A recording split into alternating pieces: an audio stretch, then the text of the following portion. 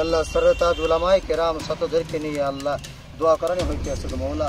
আল্লাহ খাস করে আপনি আল্লাহ সহ্য করতে পারি না, আল্লাহ ধৈর্য ধরতে পারি না, আল্লাহ জীব জন্তু আল্লাহ না খায় মরতে আছে গো মওলা।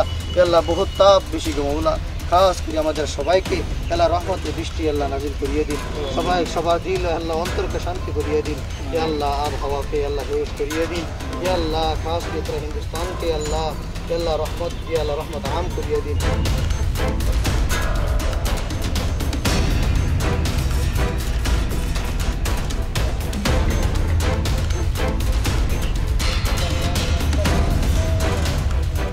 এটা যেটো টাইম চলি আছে মানে ইমান তাপমাত্রা বাঢ়ি গৈছে, মানে জীৱ জন্তুৰ পৰা মানুহলৈকে মানে যিমান বস্তু আছে এই তাপমাত্ৰা সহ্য কৰিব নোৱাৰে, এনেকুৱা হালত হৈ গ'ল। সেইটো কাৰণে আমি আল্লাহৰ ওচৰত মানে দোৱা কৰিলোঁ যাতে তাপমাত্ৰাটো মালিকে আমাক কমাই দিয়ে।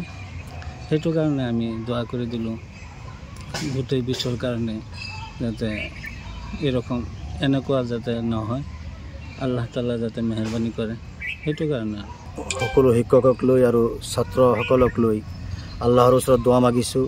কাৰণ বতৰটো অতি তাপমাত্ৰা আমি সহ্য কৰিব নোৱাৰা হ'লোঁ, সেইকাৰণে আল্লাহৰ ওচৰত দোৱা মাগিছোঁ যাতে আল্লাহ বৰষুণ দি আমাক দিলটো আৰু জানোৱাৰৰ কাৰণে আল্লাহ যাতে সহায় কৰে, ৰহমতৰ বৰষুণ দিয়ে যাতে আল্লাহ। আপোনালোকৰ মানে ভগৱান আল্লাহৰ ওচৰত এনেকুৱা প্ৰাৰ্থনা কৰিলে যাতে আপোনালোকৰ বৰষুণ দি পৃথিৱীখনক যাতে শান্ত কৰে। আল্লাহৰ ওচৰত দোৱা কৰিছোঁ, দোৱা মাগিছোঁ। কোৰাণৰ আয়াতো পৰা হ'ল যাতে আল্লাহ ৰাব্বুল আলামিন দুনিয়াত বৰষুণ দি পুৰা হিন্দুস্তানত আৰু পুৰা দুনিয়াত বৰষুণ দি যাতে শান্তি কৰে যেন। আমাৰ টেঙাগুৰি ইছলামিয়া ও হাফিজিয়া মাদ্ৰাছা, যিটো মাদ্ৰাছা মৰিগাঁও জিলাৰ অন্তৰ্গত লাহৰীঘাট সমষ্টিৰ অন্তৰ্গত, এই মাদ্ৰাছাখনত বহুত দিন পৰাই মাদ্ৰাছা চলি আছে। এই মাদ্ৰাছাৰ তৰফৰ পৰা আজি আমি গোটেই বিশ্বৰ কাৰণে তথা আমাৰ মানৱ দানৱ আৰু জীৱ জন্তুৰ কাৰণে আমি দোৱা মাগিছোঁ আল্লাহৰ ওচৰত যাতে আল্লাহ তাআলা যাতে আমাক বৰষুণ দি আৰু বতৰটো অলপ ঠাণ্ডা কৰি আমাক শান্তি কৰে। সেইকাৰণে আমি সকলো বিশ্বৰ কাৰণে দোৱা মাগিছোঁ আল্লাহৰ ওচৰত।